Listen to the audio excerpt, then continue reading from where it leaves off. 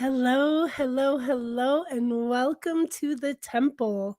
I am your host and high priestess, Erin Saniba, and I'm just sharing sharing this post here, this live video on my other page. Um, welcome. We are smack dab in the middle of August, and whew, today was my son's first official day at kindergarten. Oh my goodness. So there's a lot going on, to say the least. Um my France trip, the Radiant Souls retreat, is coming up in 2 weeks. Pitter patter, pitter patter. Very exciting, very exciting. And just really, I'm just really, really looking forward to, what's next. Last year's France trip was very exciting, very empowering, a huge level up for me. And so it's kind of always, France has always, well, traveling abroad in general is a powerful thing to do. It's very healing in a lot of ways when you go with the intention of, soul recall or connecting to past lives, doing the healing work that your soul might be aching for. And sometimes you don't even know that your soul is aching for it until you get there. And then you realize, oh, that's what this feeling has been this whole time, was that I needed to get to this place, right? So it's like that for for many. Hi everyone, so glad that you're here. And so I'm really, really looking forward to this time around and what it will hold for us. And I've got old friends coming. One of my dear sisters, Linda, is coming, and I'm just, of course, new friends, wonderful friends, students, and of course my friend Laura, and we're just gonna have a great time. And part of the work there is also the development of the oracle, connecting to the earth, connecting to the land, knowing how. And part of my purpose is teaching you all how to connect, how to tap in. And so I feel called for this to be our theme for today, our conversation for today. But before we do that, let us have our opening decree. As we enter this temple, I welcome the presence of our highest selves. I welcome the presence of the highest consciousness into this space, the highest love, the highest compassion. I ask for the divine to hold us in the light today. I welcome the benevolent teachers and weavers of the divine plan to grace this space. We can, I lost my place, to support the expansion and sharing of spiritual experience and education. This is the place where we witness the work we talk about. We can be present for the unfolding of hearts returning to their true medicine. And you may be called to this space today because you are seeking a connection to divinity, to your divinity. Or maybe you're seeking a space where you can dive into your inherent perfection, remember how to heal, and to walk the path of love, to participate in the restoration of the divine plan on earth. And so it is. Yes. So I want to start out by actually calling in some specific energies, and to help you who are here and also later watching the recording. Hopefully you're not if you're going to participate in this, please do not be driving. Okay, do not be operating heavy machinery. But we're going to be reaching out and connecting to some very specific energies. And so, first, we have our connection to our higher selves. If you have a relationship with a particular guide that you know is a communicator for you, a deliverer of information, then you want to call upon them. If you have a relationship with a particular deity or avatar or powerful humanity leader, then you can also call on them to support you and, so that you feel strength, right? Hi, Michelle. So this this point is to help us to connect to the oracle itself. And I might say the oracle herself. It doesn't mean that men cannot be oracles. What it means is that we are the oracle. We are the intuition. We are the body, right? We are the receivers. We are reception, right? So we receive the information and we translate it and we share it. As I said, it doesn't mean that men aren't psychic. It doesn't mean that men are not intuitive. You certainly are. But you do not have the same biology and the same electromagnetism that women have. We have different energies, different energy forms, different ways of working with energy, different ways of listening. And this is where the oracle resides, is in her ability to listen. So we're going to connect here. And what I do within myself, because what you do within yourself really matters a lot. Okay. And if you're curious about learning more of this stuff and really getting into it, diving deep, I have a psychic development and whoa, what did I just do on my computer? I'm gonna press the wrong button. I have a psychic development and Akashic record training coming up in October. So this is a little bit of a preview, I suppose, but that we're really going to get into the nitty-gritty, into understanding exactly what clairs you have, which ones are foremost, so that you can lean into them, so that you can know where to listen, how to listen, what part of your body is speaking to you, right? Not everybody is clairvoyant. Of course, that is the most popular or most well-known of the clairs, right? But we have, our bodies are talking to us all the time. All the time. So we want to be listening. So we're going to start with our internal posture. Okay, so for myself, as I connect to my higher self, I connect to all that is. And the way that I connect to all that is through I am.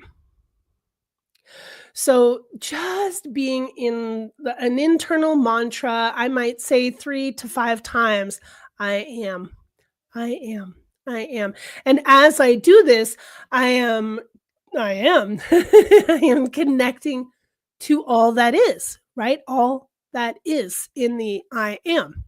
And so that helps me to broaden, expand, and be receptive. Okay. From that place, we will connect to particular energies and ask for our psychic guides to come and support us. So I close my eyes, I tune into myself, I breathe, And I listen deeply to the sound of my breath moving in and out of my nose.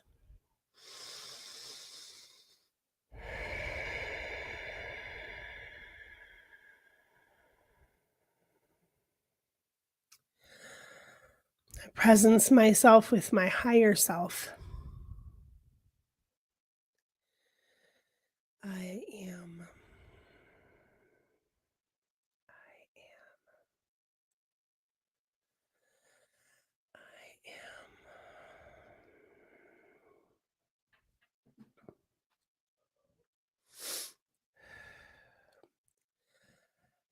am. I welcome the presence of the divine oracle, the ancestors of the lineages of light and illumination. I call forward the presence of the Hathors. I call forward the presence of the teachers, of the weird ones, WYRD.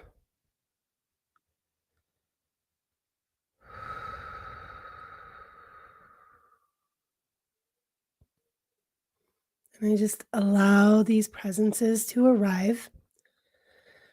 I welcome the presence of Archangel Michael and the angels of the white light. All of the beings that I'm calling are going to come and help. They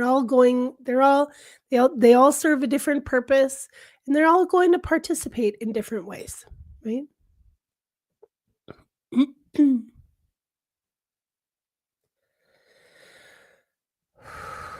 I welcome the presence of Rumara, highest light of my being. All of the divine beings, all of the beings that I call in today are only those who serve the highest good in accordance to the divine plan and the cosmic sovereign law of one. Rumara, are you of the highest light? Yes, highest light. Highest light. Thank you. Wonderful. So, for me, at this point in my evolution, my dragon is probably my most prominent psychic guide.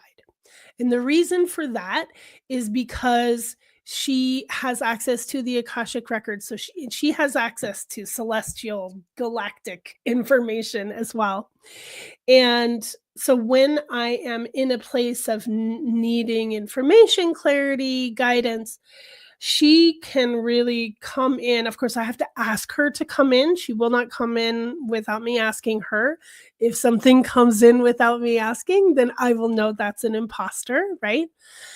And so being in this space of reception, knowing that I also silently called in the grandmothers, so it's like I'm calling in different parts of, hi, Kara, calling in different parts of the spirit tribe or the spirit team, if you will. And so sometimes that's the grandmothers, sometimes it's the angels, sometimes it's Rumara, sometimes it's everybody, right? So so in this space, I am calling on initially who I feel I need to call on. So even calling on the ancestors of the oracle, calling on the past lives that I may hold as oracle, whether at Delphi, which I do recall, or in other places where I have been in that position. I almost said played oracle, right? It's a role. It's definitely a role, and so we're calling in that past life information of our own, right? Those other wise parts of our being to come and hold this space with us. So when we access the oracle, when we feel there's a presence, then we listen deeply. And I would love to receive questions from those of you that are present right now that we can oracle together. And so there are a lot of different ways to oracle. Of course, the most prominent way that we know about are literally oracle cards. There are different kinds of oracle cards. Oh my gosh, there are hundreds of different kinds of oracle cards. I'm not a huge fan of oracle cards. I'll tell you why. Because I feel like now, not all of them. I really like Alana Fairchild. I feel like her oracle cards are very distinct and very, very clear in different energies. But a lot of times, like the Rose Oracle, these are all positive. These are all going to give you a type of medicine, right? And it's not that we need negative information at the same time, but what happens is that we might not get hard truths that we need from oracle cards. That's where tarot cards come in, right? The hard truths are actually the places where we grow. Oracle cards, in my opinion, and I'll tell you, like, I don't work with a lot of them. So if you have discovered an incredible oracle deck, share it with us. But these are all, so oracle decks come through the oracle of the human that creates them, right? So whether that's two people or more than two people or one person that does the art, that does the channeling, right, of the information, that is all energy that has come through an oracle, come through an individual. Okay. The tarot deck is a universal symbolism that, I mean, especially the Rider-Waite deck is the deck that has become the pinnacle of tarot cards. And they are used as the foundation for most decks. And sometimes you will see similar images. Sometimes people make their own tarot cards and they change everything. But they still hold a semblance of the same energy, information, and guidance that comes from the cards themselves. So that's why I like tarot cards, because they are, it's not that they're static, it's not that they don't change, because they change every time you read them. They give you information that is different every time, depending on the reading, depending on the reader, depending on who the reader is reading, right? So don't be shy. Let's come on up with some, hi Roya, come on up with your questions. You also, Charisse has the Rider-Waite deck, but I wonder why all the cards have the name at the bottom. So, excuse me, goodness. Are you talking about, oh, it's hard to see in this one. Are you talking about the signature at the bottom right here? That is the signature of the woman who painted these cards, the original paintings that these are all taken from now. So if that's what you're talking about, that right there is her signature. And yeah, so then I just have an editor printing, date US Games 1971 for this particular deck. I'm not really quite sure what you mean. I know that each of these cards, they all have her, what is it, Smith or something? They all have her her signature. Hang on one second. Here's Nana.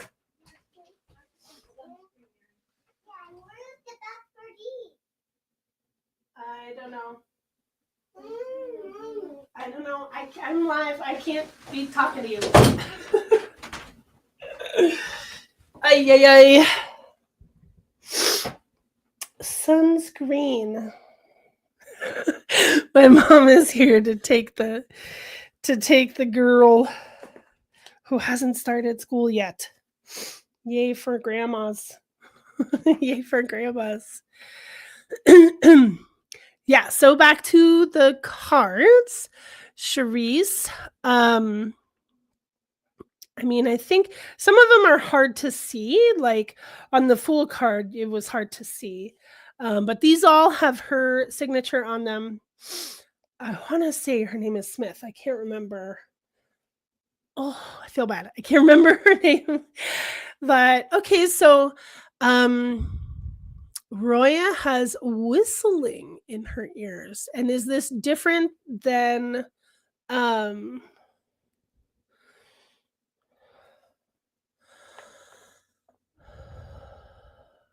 so Roya is it different than tinnitus? Does it sound like a ringing or does it sound like a kind of a whistling? Um The Hangman is written, some cards aren't marked like that, you may have a fake one then. I mean, these are I'm not really quite sure what to say. These are open source, so anyone that wants to can print Rider-Waite cards. So that might be the case. I don't know, maybe they're not actually Rider-Waite cards. They're similar. I don't know what to say. It's very curious, very curious. So um with the oracle, we're not just here to read cards. We're not here just, to divine in a mirror water, or, there are other ways of throwing bones, or traditional West African of throwing of the shells. And one of my best girlies is trained in that, and it's so fascinating. I had an amazing reading with the throwing of the shells. It was fascinating, fascinating. So there are a lot of ways to listen, right? A lot of ways for the information to come, and we can use our pendulums, and we can use our dowsing rods. I have all of my things. They're all right here, right? But the most important thing is actually listening, right? Listening to what does the ether say? What does your body say, right? So when it's a question about the body itself, like for Roya, she has a question about why is there wind in my ears, which this sounds very curious to me indeed. So it's not a ringing, so it sounds like air moving through. And now, of course, I have to say that I am not a medical medium and I am not a medical practitioner, and any advice that I give should not be taken as such. Okay. These podcasts are for entertainment only. Thank you so much. Um, hmm. So we're going to call Roya Sarmadi's spirit body forward. And we're going to ask that the angels of the white light come to her and scan her, look into her ears, and tell us what is happening. So initially, I heard the word inflammation, just like right off the bat, inflammation.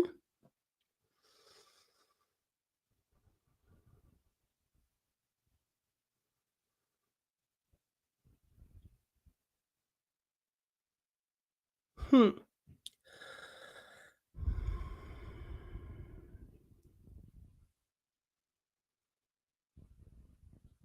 Okay. So we're going to ask the angels, does Roya have um, is the whistling, does the whistling, I'm going muscle testing for this answer, okay? Does the whistling have um, an entity attachment? Does the whistling have to do with an entity attachment? No. So listening, I'm also using my body to communicate. Some might not consider this to be oracle, but the oracle resides in the body, right? So you tell me, am I still being an oracle if I'm asking my body to tell me what's happening? This is a very good question. I am not sure, right?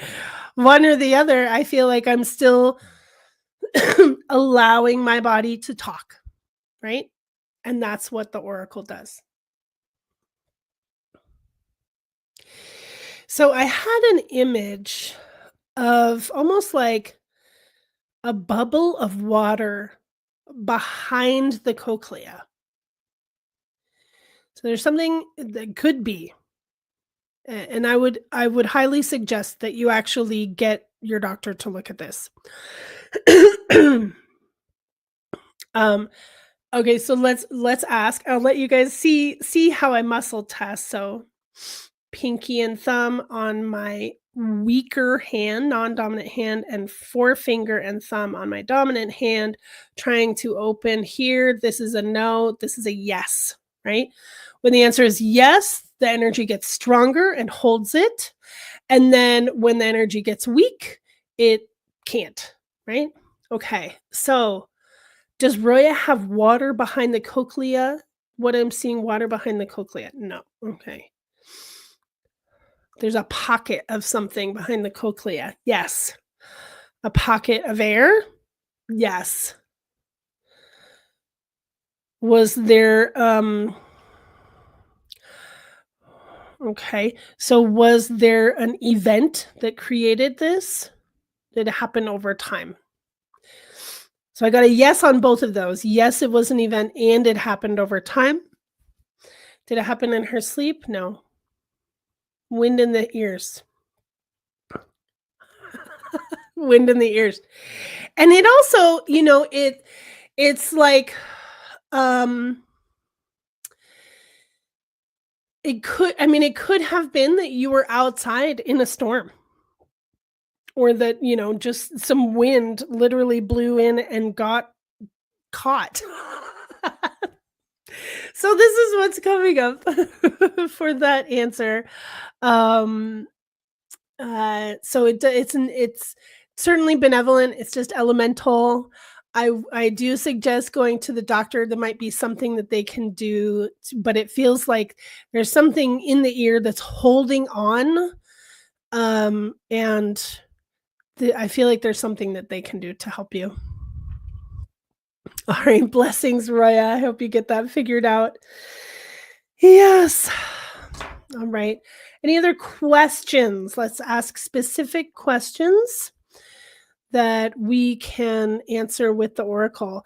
And if you are present with your oracle, you can also answer questions.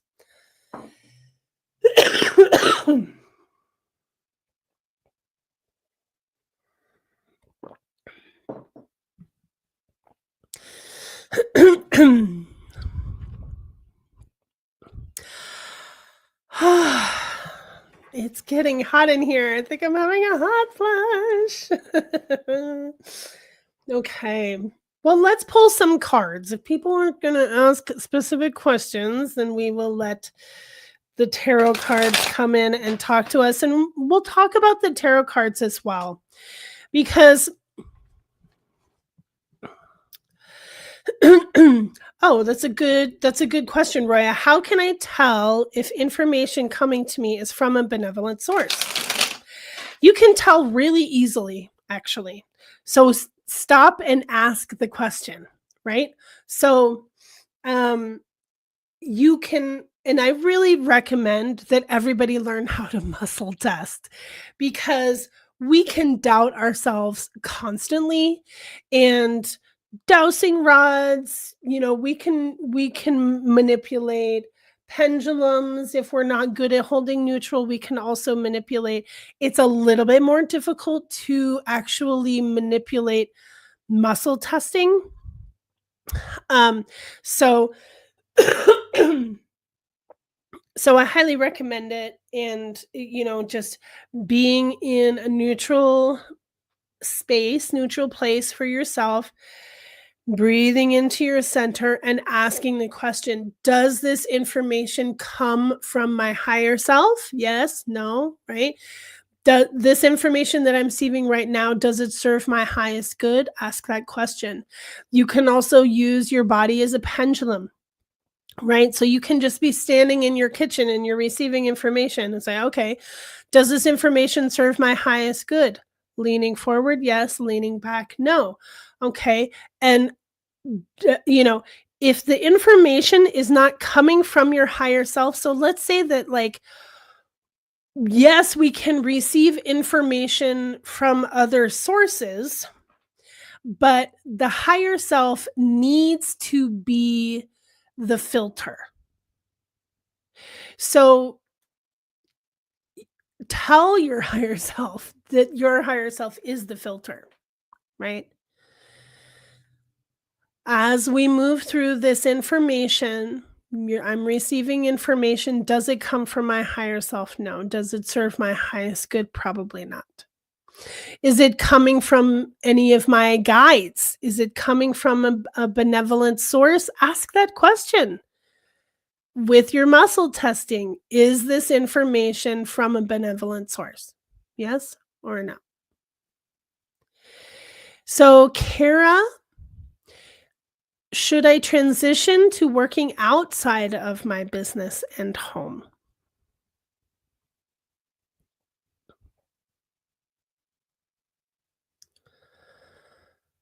Just reading Sharice's. That's great. That's great, Sharice. So we're going to pull one card to answer Kara's question. Okay. First, we're going to listen. Kara April is asking about if it is in her highest good to step out of the home for work, perhaps having an office outside of her home office. So immediately I'm hearing a yes. Yes. It will allow for expansion, logical choices. So the 2 of Swords is about making logical choices. And I hear that. It's like, "Oh, you need space to expand."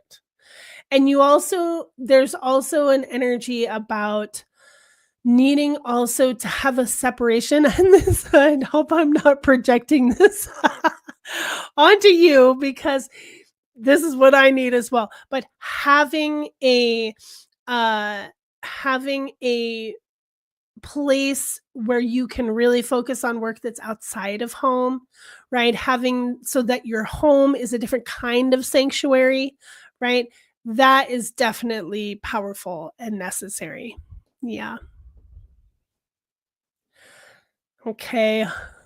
Good luck with that, Kira. So Michelle says I have a cat that showed up in my yard last summer. He seems very special, empathic towards the other cats, telepathic with me. Yes, you named him Draco. I love that. Oh, thank you for clarification, Kara. And Catherine says flower business. Interesting. Okay, well, so but Michelle, before we continue with you, I want to complete this with Kara, and um I appreciate the clarification.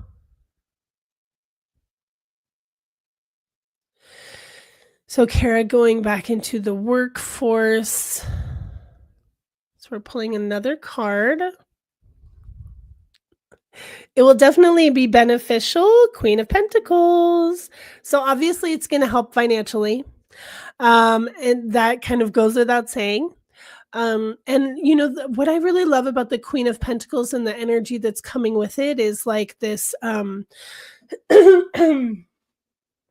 it's like her knowing of herself. I appreciate the Queen of Pentacles so much just in this sense of like, I know that I am a boon wherever I go, right? Like I have the Midas touch, right? So, Kara, just holding that energy, that vibration of I am a gift, right? So, it definitely feels good. I feel heart expansion. And maybe there is even like a small business nearby that you can support, and maybe it's a flower shop. But I actually have a lot of chills in my legs, so powerful forward movement, it feels really good.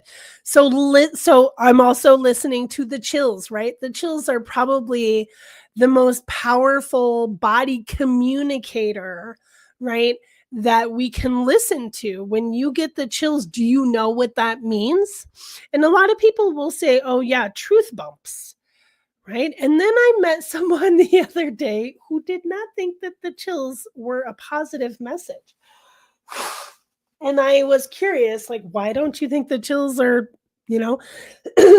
And she just said it's because she gets the chills constantly.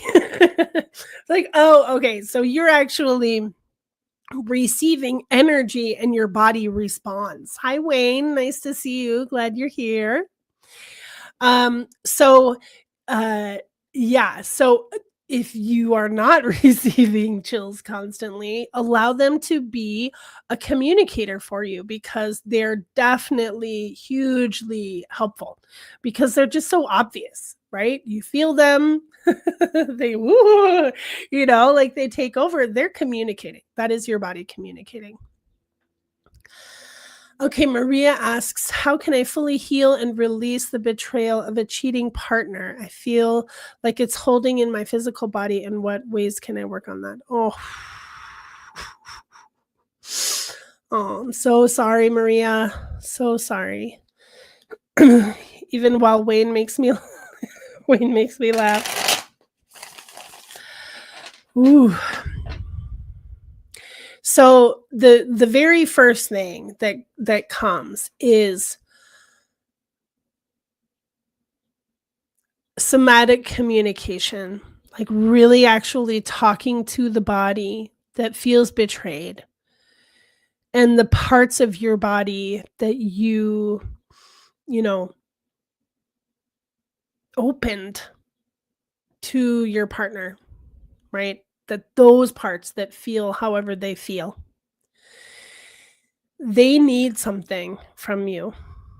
And so I would communicate with them directly, whether it's your heart, your yoni, your belly, whatever it is that's like, I am in the most turmoil, to start there. And and just say like, I know what you've been through, right? You're communicating with your body, communicating with this part of your body. I know what you've been through. Tell me what you need. And communicating with that part, tell me what you need. It will tell you. And so listening, it will tell you immediately. And it is your subconscious that's communicating. So the first thought is the best thought. That is subconscious. As soon as you kind of go, oh, well, maybe I think that I need something else, then you're actually veering away from the body that already told you what it needs, right? So it's not about what you think that you need. It's about your body parts telling you what it needs. So then let's say, okay, well, I need love and appreciation, right? After this experience. And so you provide the love and appreciation. You manifest it in your mind and you send it to that body part, right? You imagine it, you make it up. What does love and appreciation feel like? And hold it in that place that's crying out for it, right? I need to feel safe. Okay, I'm going to provide you now with the feeling of safety. This somatic communication is the foremost way that we can actually heal ourselves, provide for ourselves without looking for something external to fix us. Everything is right here. Everything we need to give our body is right here. and our body openly receives.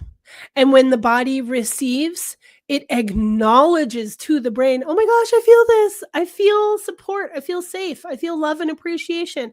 And the brain says, yeah, that's awesome. We feel it. We affirm it. We synapse,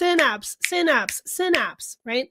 So the more that you lean into the manifesting of the feeling, love and appreciation, the more the brain goes, love, appreciation, and creates new neural pathways.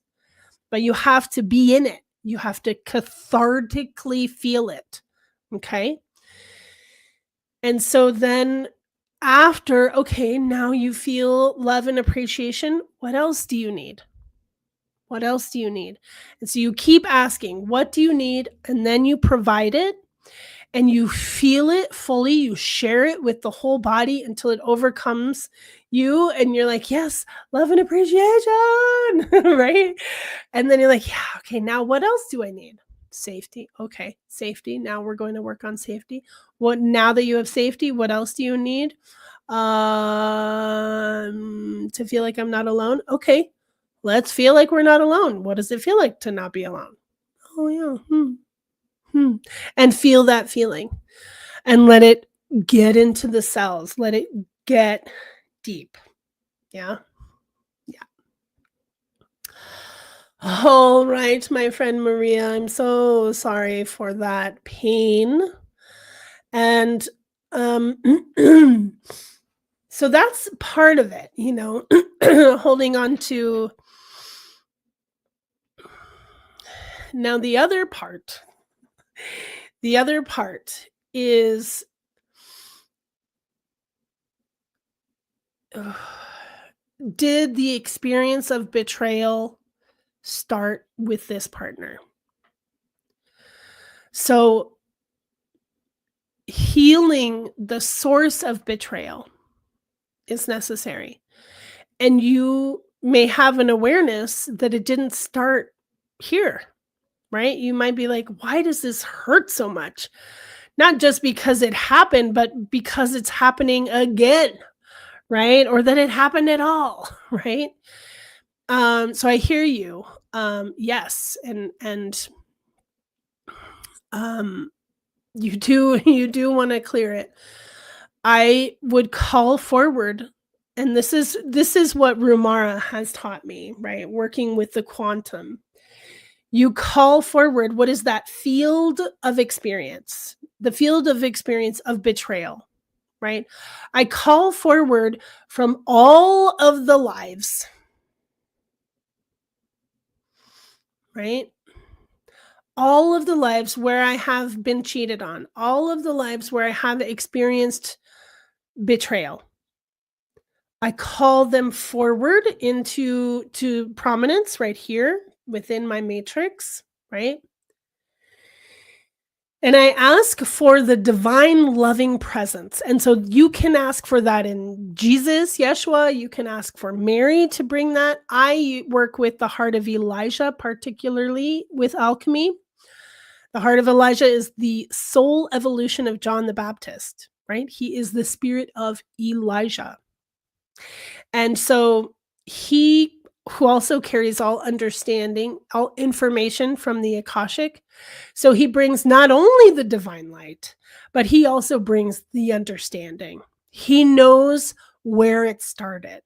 So we call on the heart of Elijah to come and touch the entire field of experience and the source, the place where this experience began. And you might have an awareness of when or what life that was, or maybe it was just the experience in this life. Touch that choice point. Touch the choice point of the cheater. The moment before he chooses to cheat, or she. So we're literally bringing the divine light to the moment in time space continuum that was the initial creator of the pain or the wound of abandonment and betrayal, and we are erasing it by changing the cheater's mind, bringing the divine light to the choice itself,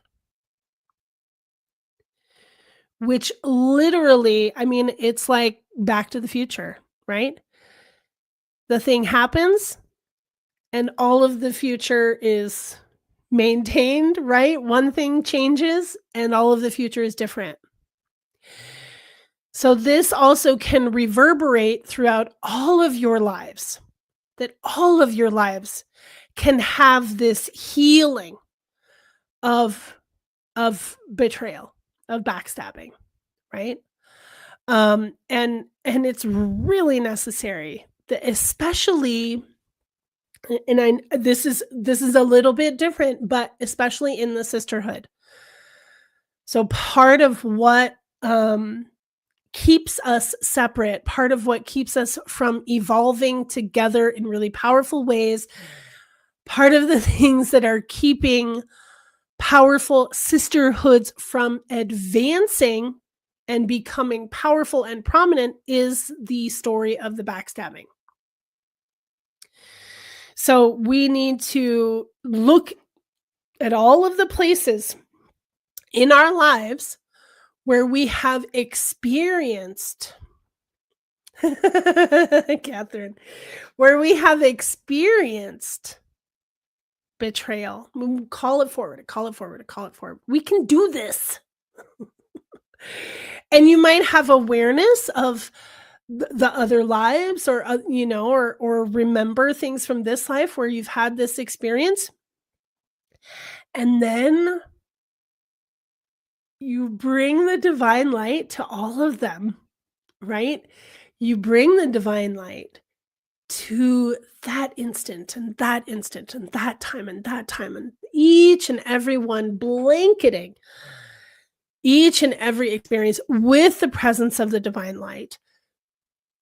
And it will change. It will begin to change. Your reception, your experience of other sisters will change. Absolutely, 1000%. And so what we have to do when we're in pain, we need to, and it's a karmic wound, it's a repeated pattern, it's something that just keeps coming back, coming back, coming back. We need to get to the source. We need to heal the source of that wound. And all we have to do is ask for it to come forward. Just ask, and it will. And apply the divine light, right?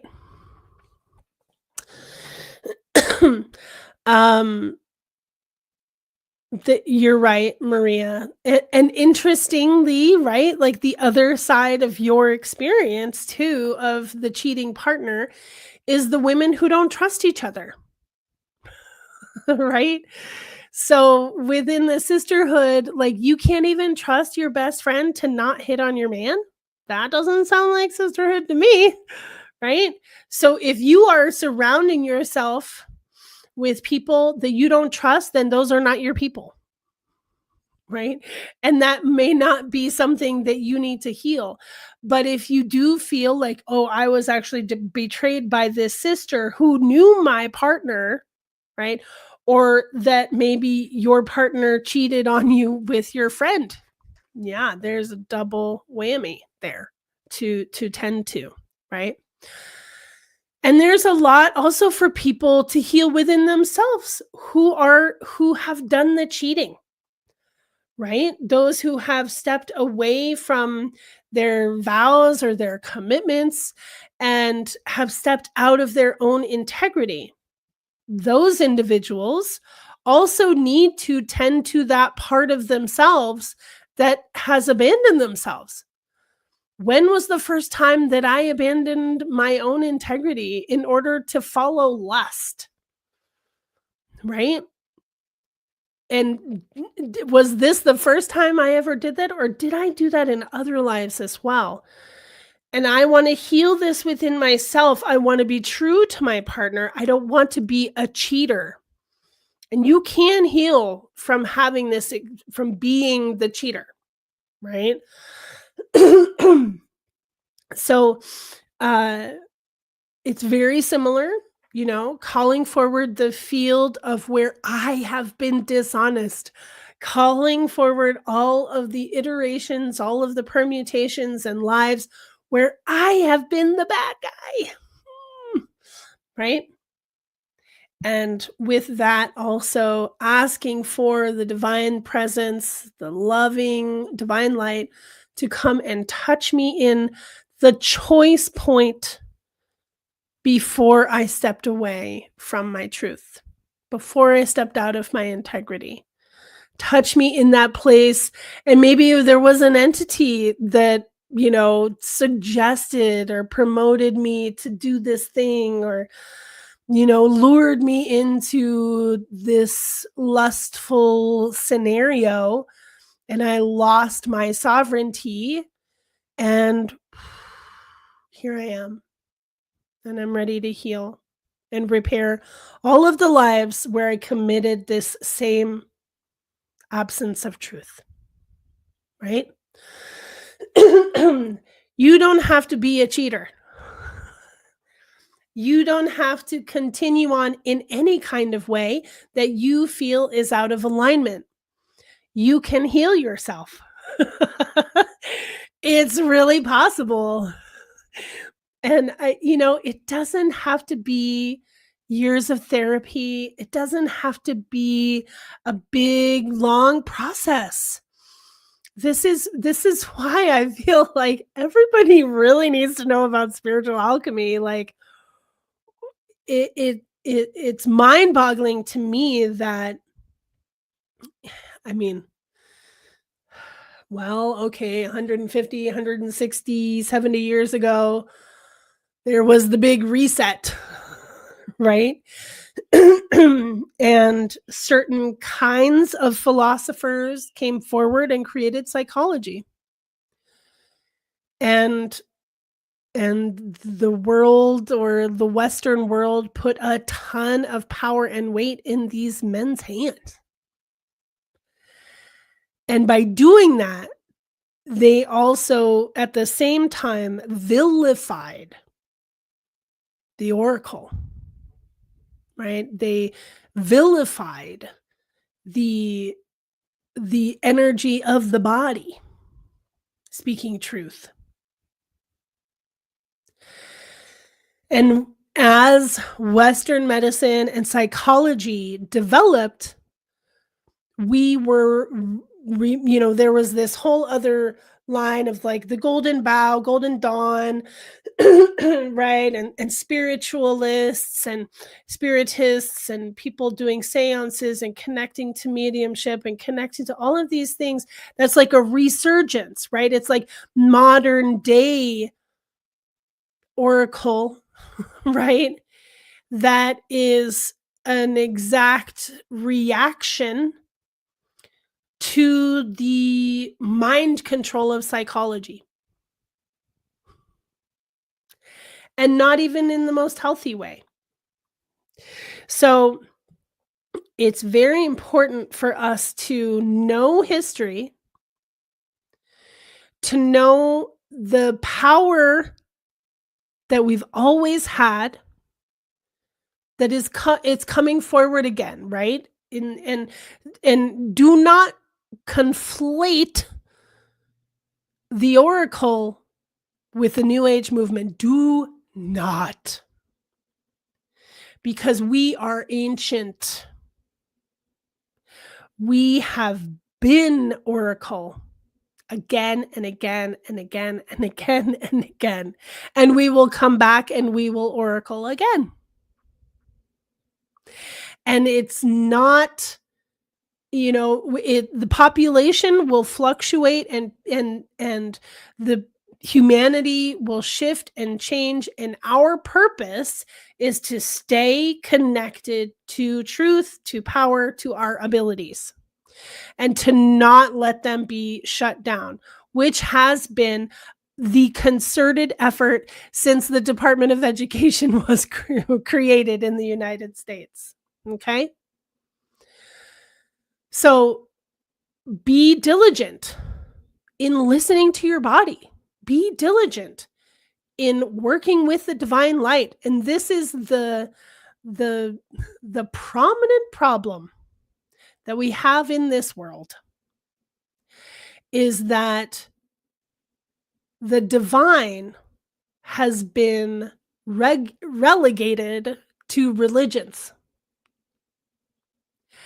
and that there are millions, if not billions, of people who would very quickly connect to themselves if they had awareness that the divine is all, right? And that the divine is pure loving presence. They don't have to call it God. You don't have to call it Allah. You don't have to put dharma into it, or karma even, right? We can That's a good question, Charisse. We can maintain our connection to the divine without having to name it, without having to put a label on it, outside of divine loving presence. Just let it be that. Because if everyone in the world just knew that there was and always will be a divine loving presence, whether you believe in God or not, then we would all be so much happier, so much healthier, so much more empowered, right? Just to heal ourselves. Good one, Wayne. Good one. So the important thing to know in regards to Charisse's question is that we can't ever stay in one place anyway, because change is constant and we wouldn't want to. There's no growth there. But the golden age, this is not the first golden age that we think that we're coming into a golden age, but it's more like a copper age. It's more of a remembering of the elements, a remembering of the earthly powers, a remembering of everything that's available to us, right? And returning to the earth. And keep in mind that there are going to be continuing to be splits, right? The earth-based and the technology-based, earth-based, technology-based. And it doesn't mean that AI is not going to be participating in the earth-based reality. It'll probably be present in some way, but not where it's taking over in the other bifurcation, in the other lineage. Hi, Ariana. No worries. Love you. Thank you. So keep in your heart, hold in your heart, I am able, I am connected, and I have all of the tools within me to heal. It doesn't make healing easy. It doesn't. I didn't say anything about the cat. I totally got distracted. We'll come back to it. You know, I have the ability to heal. I might have to figure out the process. But guess what? I know other people that know how to heal, and they can tell me, right? So I really want us to be in a spiritually empowered place where we are encouraging each other to keep healing, encouraging each other to keep doing the inner work. and being present so that you can be the oracle in every moment. The oracle is not just someone that we call on, that we can sit down and create a container and say, "Oh, okay, I just need some answers. Let's connect and da da da da." Da." No, the oracle can be with you in every moment because you're in your body. So the more that you're in your body in every moment, you have the ability to listen, to know what to do next, to know how to move forward, how to heal, and what is the guidance in this moment. My body knows. My job is to listen, right?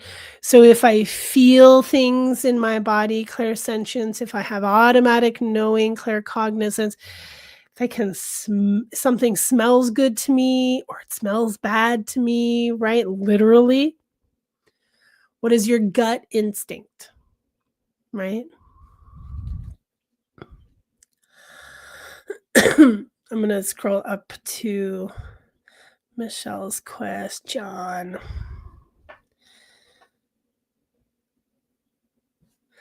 All right, Draco. I love it. Showed up a year ago and you've been Michelle has been caring for him.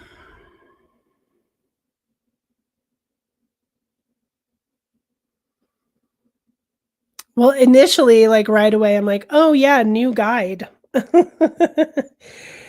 New guide. And then I also opened up my cards and I have the King of Wands. So he's a little needy. He might be a little bit needy, but he has a lot of powerful energy. I think the Draco, the Draco name is definitely appropriate. Um, there's something about hmm, there's so I'm getting something about anger. He transmutes anger.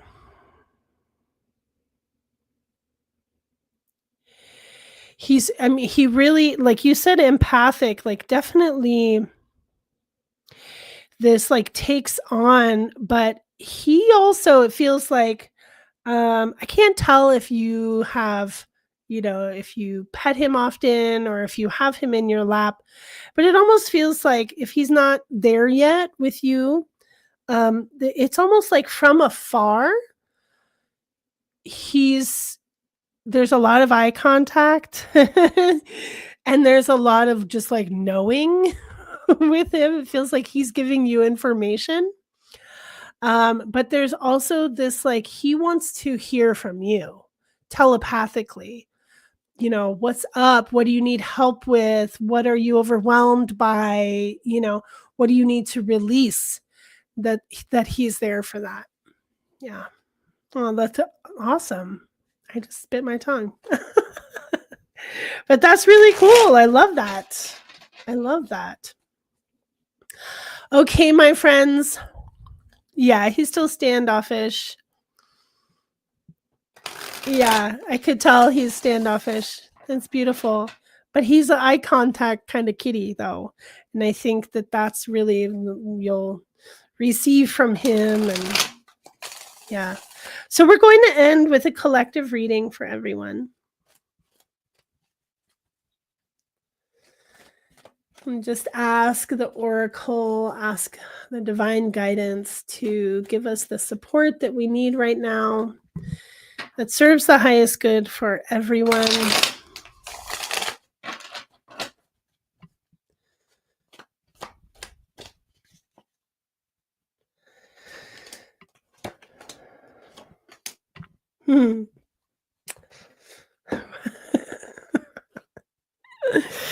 So first we start with, and we're going to read the reversed. We're coming from a time of yes, Wayne, Homo luminous, exactly, but we're coming from a time of emptiness We're coming from a time of exhaustion, right? We're coming from maybe an empty wallet kind of experience. Maybe there's some lack of resources feeling like, but I also feel this is like just energetically we're taxed. We're taxed. Humanity is taxed, and not even just not even just literally taxed, but physically, energetically tired, you know? And we also we're dealing with a lot of healing. The 9 of Swords reversed is also just this energy of like I'm going to do something about it. So instead of wallowing in the pain, let's see what this deck says with 9 of Swords reversed. I'm always curious about reversed readings here. Mhm.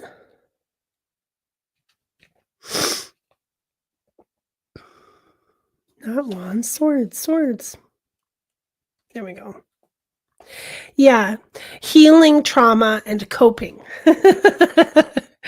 So it's not like as intense as upright, like, oh, so painful. But this is like, actually, we're working on it. This is about us healing, right? Coming back to our resources, right?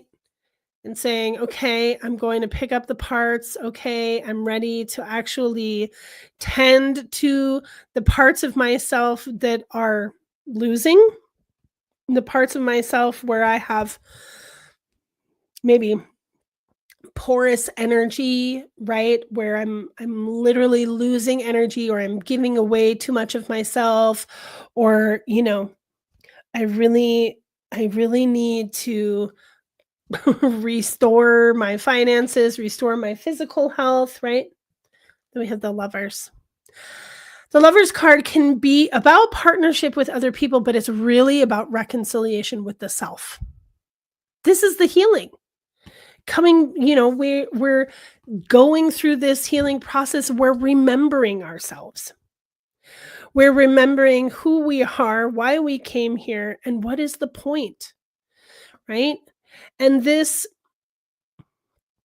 I love the Lovers card because it is this energy of returning to self, returning to love, returning to source, returning to partnership, friendship, connection, collaboration, right? But also remembering who we are on a grander scale, and being in this space of putting ourselves back together again after we've been torn apart. And I will tell you that the world is tearing us apart in a lot of ways. And so we do need community. We need each other to really move forward in a good way, and to also create what comes next. Right? If we are unraveling all of these untruths, we're unraveling all of the inversion of our world, we're unraveling the discordance, the distortions, all of these things, we're coming back to truth, coming back to self. And with that, it's 11:11. So we will complete. Thank you so much to all of you who have been with me here live and who will watch this later. I appreciate your presence, your questions, and your comments, and just being here to receive. It is a total blessing for me to share my heart, to share my work, to share my joys with all of you. Thank you, thank you, thank you. Coming up at the top of the hour, we have the Rumara Circle every Thursday. If you have been curious about what that is, you can check us out at Patreon, and it's just $11 a month to join our exclusive circle that is always beautiful, intimate, incredibly powerful, and an awesome time with the Oracle of Rumara. So you can receive energy healing, past life healing, get answers from the divine, from a dragon, from my higher dimensional being, and yes, yes, join us, join us, join us. So much love to all of you. Thank you to all of the beings that we have called in today, to the Hathors, to the oracles, to the divine guidance of our teams, the Angels of the White Light and Rumara. Thank you all so much. Thank you to the keepers of the temple. We release you. Stay if you will, go if you must. Blessed be. Thank you, thank you all so much. I'm like, should I sing a song? I'll just let it go. We'll sing a song next time. So much love to you all. Take care. Bye bye.